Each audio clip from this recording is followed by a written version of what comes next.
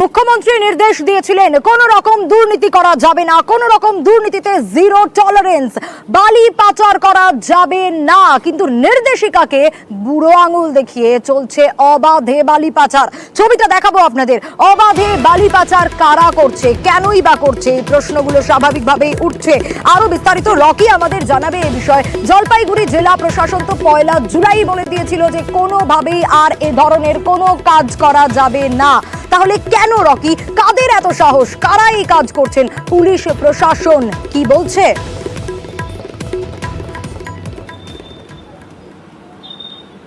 সোনিয়া, দেখো, মুখ্যমন্ত্রী করা হুঁশিয়ারের পরেও কিন্তু টনক নড়ছে না এক শ্রেণী মানুষের। অবাধে কিন্তু দিনে দুপুরে মাল মহকুমার অন্তর্গত চেল, লিজ, ঘিস বিভিন্ন নদীতে কিন্তু নদীর বুক খালি করে দিয়ে বালি উত্তোলন চলছে। কোথাও বা পোকলেন মেশিন, কোথাও বা জেসিবি মেশিন দিয়ে ডাম্পারে করে, এমনকি ছোট ছোট গাড়িতে করে বালি পাথর তুলে নিয়ে যাওয়া হচ্ছে। প্রশাসনের চোখের সামনেই সমস্তটা ঘটলেও নীরব প্রশাসন, এমনটা অভিযোগ করেছে এলাকার বাসিন্দারা। এর পাশাপাশি কিন্তু বিরোধীরা অভিযোগ করেছে এক শ্রেণীর যে তৃণমূলের নেতারা রয়েছে তারাই এর সঙ্গে জড়িত, যার ফলে প্রশাসন কোন রকমের ভূরক্ষেপ করছে না।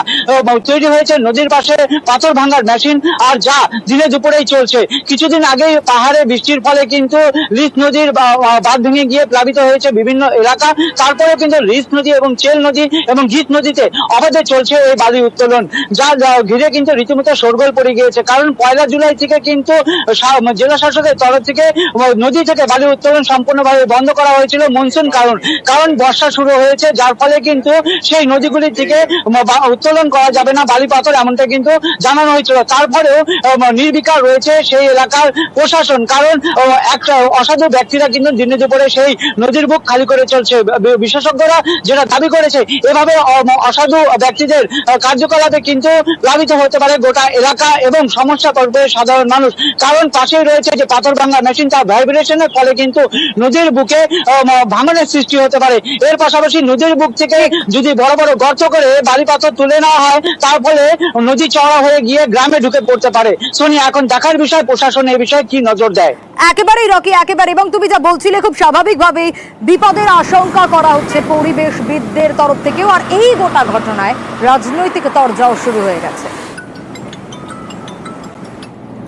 নদীগুলো ফ্ল্যাশব্যাক প্রবণ, মালবাজারের ঘটনাটা তারই ইঙ্গিত দিয়েছিল। এই ধরনের প্রেসার নদীর পাশে যদি গড়ে ওঠে, তাহলে রিভারের যে হ্যাবিটেট এবং তার যে ইকোলজি, এটা অবশ্যই তার উপরে কিন্তু একটা নেতিবাচক প্রভাব আসছে। এবং প্রেসারে যে কম্পনটা অনুভূত হচ্ছে, সেটা একটা নয়েজ পলিউশন তৈরি করছে। পাশাপাশি যে ব্যাংক, সেই ব্যাংকটাও কিন্তু ভেঙে যাওয়ার কিন্তু একটা প্রবণতা থাকছে। জলের যে গতিবেগ, সেটা কমে গেছে, বিভিন্ন জায়গায় শুকিয়ে গেছে নদী খাল। এই জিনিসগুলো কিন্তু অবশ্যই একটা ক্ষতিকারক প্রভাব কিন্তু তৈরি করছে।